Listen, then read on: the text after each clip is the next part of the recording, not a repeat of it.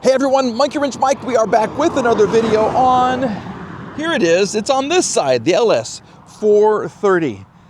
Yes, I have big plans for this car. We're starting off subpar because this vehicle is very subpar. It's below average. It was a repossession and I had high hopes and they plummeted first sight.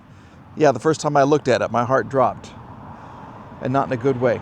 So in this video, we're going to try to get it moving once again. We'll show you what the problem is. We'll see if we can fix it. And then my plan is to hopefully take it on the 10-mile stretch of road. I am here at AAR. This is the stretch of road that Randy uses to test all of his vehicles. And we're going to see if we can get this Lexus right here to compete with the other cars. Yeah, that's kind of my reaction too. Here she is. This was a Dallas car. I had it shipped up here and I really thought it was going to be a winner. It is not a winner chicken dinner kind of car. I have two flats right here. I do kind of like this pinstriping. It is kind of cool, but it's just nowhere near the condition, you know, that the pictures indicated. And that's why I tell everybody to always go out and look at the car in person, because like people, cars look better in pictures. Look at this. The whole roof has been painted and they didn't do a great job because it needs to be painted again. And this is, I guess they just painted right over the chrome, which of course is going to stick, as you can see right here. Yeah, this isn't doing anything. I may take that off and go back to chrome because this is chrome right here. All right. Anyway, what I want to do today, I have purchased a new set of wheels and tires came with it. It's going to completely transform the car because, as you can see right here, I'm missing a couple of center caps on the other side. These tires are dry rotted and they are horrible. They are in terrible condition. You can see I'm missing that one and I'm missing this one right here. Oh, well, that's new. I haven't noticed this before. This just gets better and better. It really, really does. So let me show you what is in the wagon. Look at that. Is that not a beautiful car? If you haven't seen the video of the transformation of this car, thanks to my friend Rick and Mako and my friend Nancy at bumpersthatdeliver.com, you got to go back and watch it because they completely brought this car back to life. I am using it as intended. Look what's in the back. This car has swallowed not 4 tires and 2 boxes. It has swallowed 5 tires and wheels. Look at this. And look, these are actually in pretty good shape. Anything is better than what's on it. But this came off of another LS430, and it's going to be fantastic. The spare, I got the spare, and I think it's new. It hasn't ever been used. But look at all the room. I have been hauling so much stuff in this car, and I love it. So I have lots of parts for the LS430 inside this box right here. I have a good code reader right here. I think I have some coils in here as well. I got my toolkit. Hopefully the weather is going to cooperate. We do have some clouds, but I think it's going to be a good day. It's a good day to be a Lexus. We're just going to be positive and think just like that. And these are BF Goodrich tires. Look at that. Advantage. And they match, and there is tread. So I got 1, 2, 3, 4, 5 wheels and tires, $400, which means I can take the old ones off. I can sell those rims. I can clean up the rims and sell them and probably get, you know, $150, which brings my purchase down to $250. That's what this channel is all about. We're showing you how to get these cars back on the road economically, and this is a good reason. A good example of how you can do just that. Okay, this one is a little scratched. I don't care. Anything is better. The rest of them are in fantastic condition.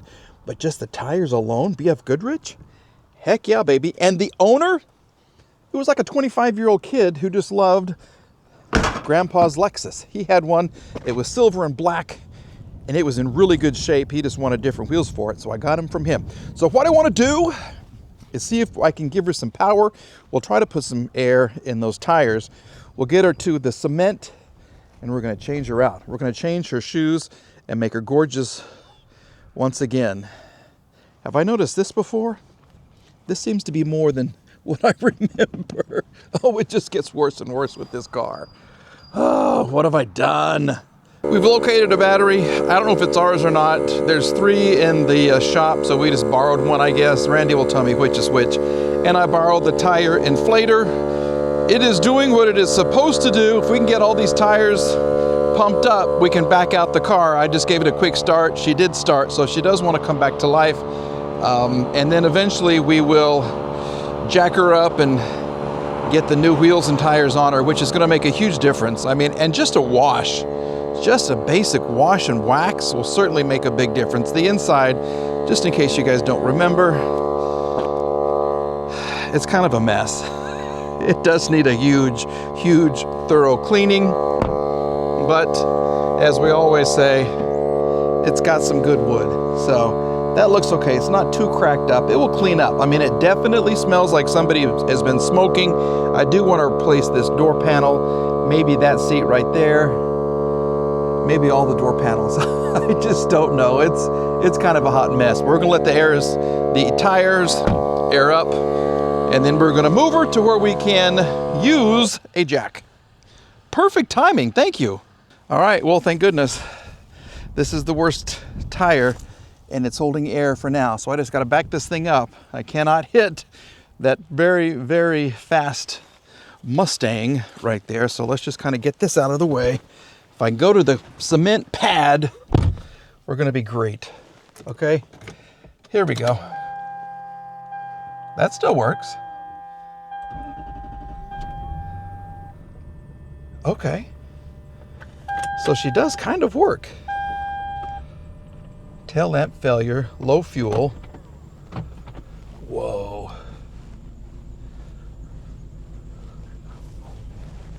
Don't hit the car, Mike.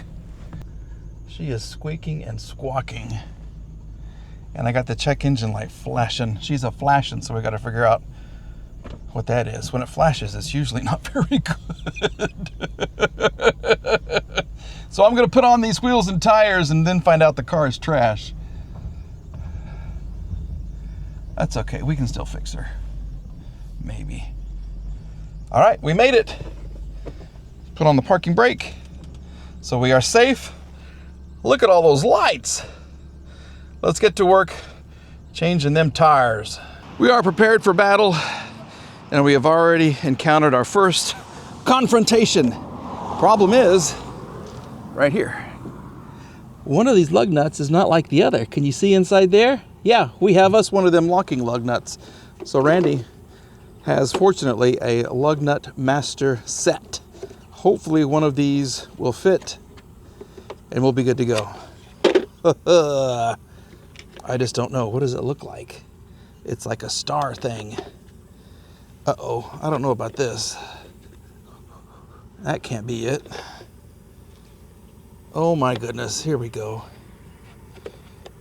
Nope. Nope, none of these are gonna work. None of these are gonna work. See, because it's the weird one.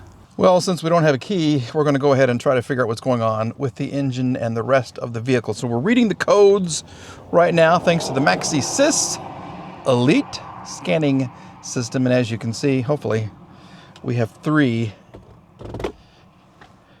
error messages right now. That's just the engine. So we're going into the ABS now. When this is all done, we'll come back and I'll show you what's going on. But already, 3 for the engine.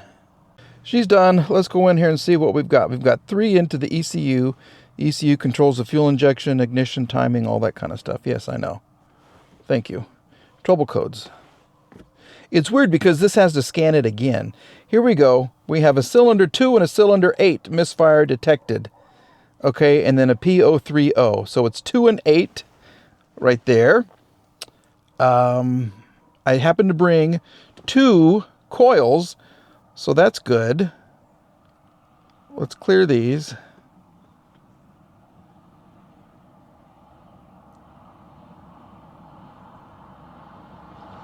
Trouble code's not detected. That's good. We'll back up. And then we'll go to ABS. What do we have here? For VSC, vehicles only. To ensure proper communication. All right, this wants the engine idling to check the VSC. We are idling. Man, she is running rough, and the squeaking, yeah, those pulleys, they've been pulling around for 239,000 miles. I guarantee you, those are probably original. Okay, C1336, 0-point calibration of deceleration sensor, not performed. I'm gonna take a picture of that one, because that one is a weird one. Hold on. There we go.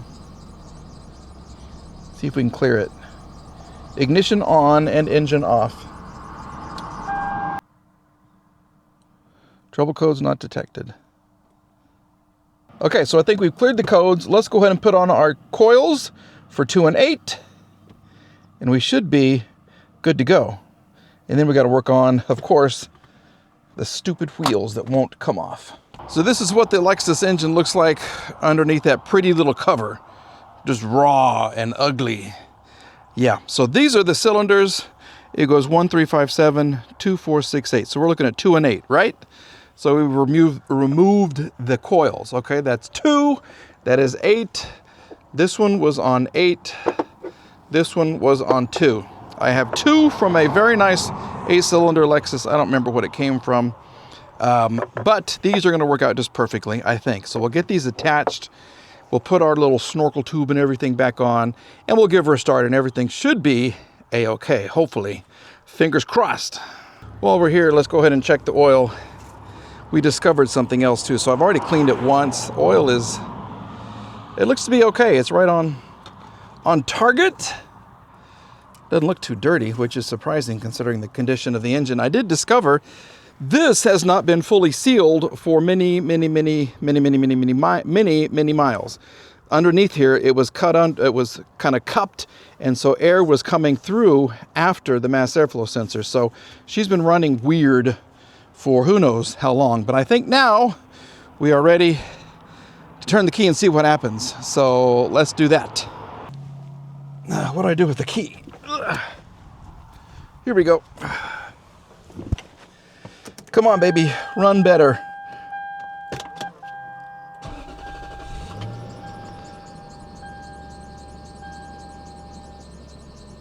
Well, you know what? She runs better. And so far, no check engine light. We are almost out of fuel, but oh my gosh, she runs so much better.